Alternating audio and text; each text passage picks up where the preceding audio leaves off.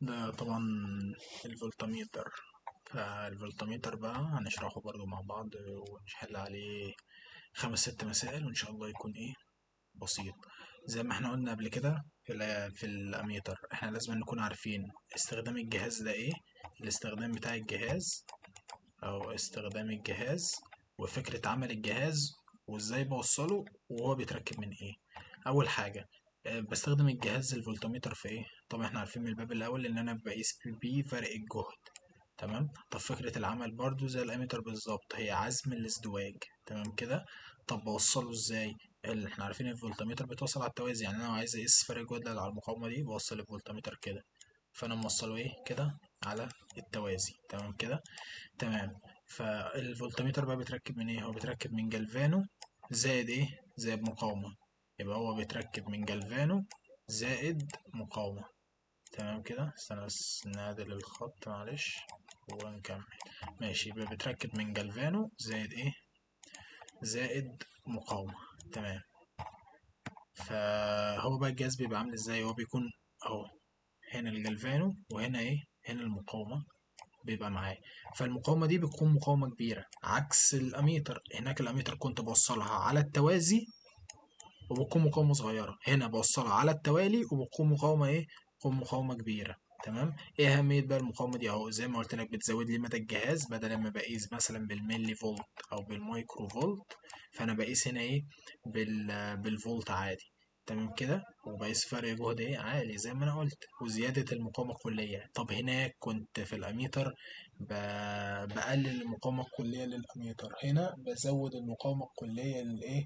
للأميتر. تمام كده. بس كده. فده كان الجهاز وكان شوية نظر ايه عن الجهاز. تعالى بقى نعرف بنجيب القوانين ازاي. بص، انا هنا بيبقى ماشي تيار اي جي وهنا معايا مقاومة ار جي وهنا ايه ار ام. طبعا انا عايز اجيب فرق الجهد الكلي. فرق الجهد الكلي بيساوي ايه؟ هو فرق الجهد اللي على المقاومة دي زائد فرق الجهد اللي على المقاومة دي. يبقى الار جي في الاي جي زائد الار ام في الاي جي. ليه؟ ما هو نفس التيار ماشي، فالتيار اللي ماشي هنا هو التيار اللي ماشي هنا، فالاي جي في الار جي زائد الاي جي في الار ام. طب انا لو عايز اجيب الار ام هودي دول بعكس الاشاره واقسم ايه على الاي جي، فهتبقى في ناقص اي جي ار جي على الاي جي. تمام كده. تمام. يبقى ده القانون النهائي بتاع الايه بتاع الار ام. في قانون تاني عايزين نعرفه اللي هو بتاع الايه الشكل ده، العلاقه بين الفي والار ام. هي علاقة الميل بتاعها بيساوي ايه؟ بيساوي الاي جي. يبقى الميل بتاعي بيساوي الاي جي والنقطة دي بتساوي الفي جي. طب هناك في الاميتر كانت النقطة دي ايه؟ كنت بقول ان النقطة دي هي الاي جي. طب والميل هناك كان بيساوي ايه؟ اي جي ار جي. طب هنا الميل بيساوي ايه؟ هو الميل هنا بيساوي الاي جي بس. تمام كده. تمام. طب انا دلوقتي بقى لو عايز اجيب المقاومة الكلية للفولتميتر بجيبها ازاي؟ ما هو ده الفولتميتر. استنى. ده الفولتميتر. انا لو عايز اجيب المقاومه الكليه فخلاص هي الار جي زائد الار ام. بس كده الار جي زائد الايه؟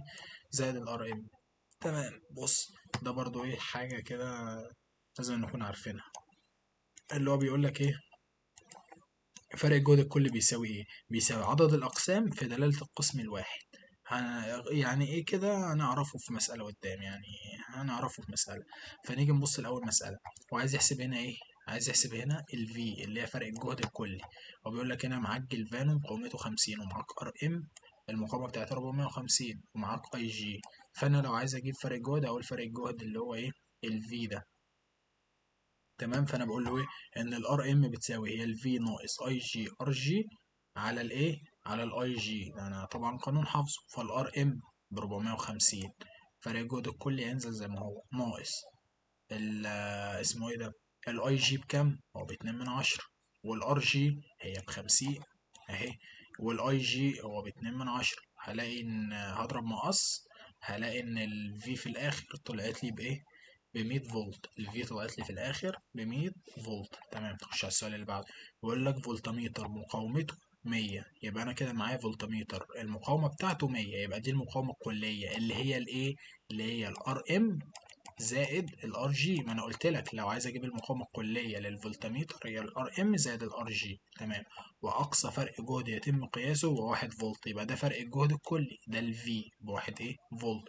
فاذا كان قيمه مضاعف الجهد اللازم لتحويله يقيس فرق جهد بمقدار 10 مرات.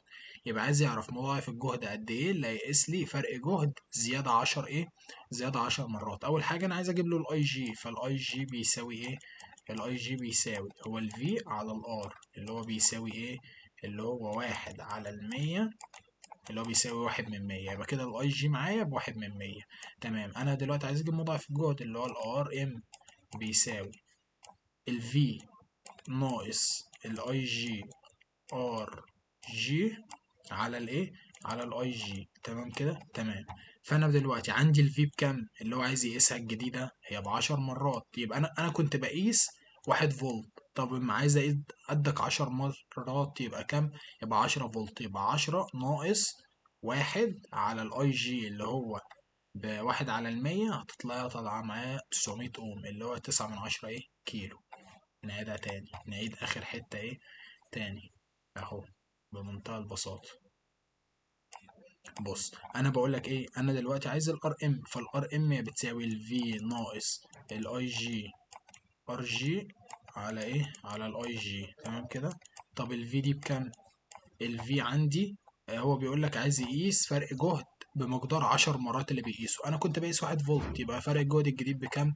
يبقى 10 ناقص الاي جي في الار جي اللي هو ايه، الواحد فولت ده، ما هو ده هو الفي جي. تمام كده. يبقى الواحد مش الاي جي اي ار جي، هو ده الفي جي، فخلاص هتكون ايه، هتكون بواحد على الاي جي. الاي جي احنا جبناه بكام؟ ب1/100، يبقى 1/100. هتلاقي طالعه معاك 900 اوم. ال 900 اوم دول اللي ايه، 9 من 10 كيلو. تمام كده. على ما اظن كده بقت سهله. تمام. نبص على السؤال ده. بيقول لك وصل جلفانو مقاومته 50 اوم، يبقى الجلفانو مقاومته كام؟ 50 اوم. تمام. يبقى ده كده ار جي بمضاعف جهد، يبقى ده كده الار ام.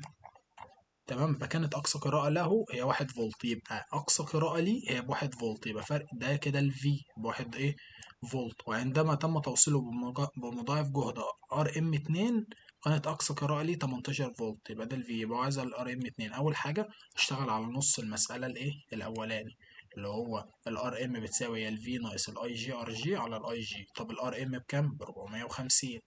الفي احنا قلنا الفي بواحد. تمام كده.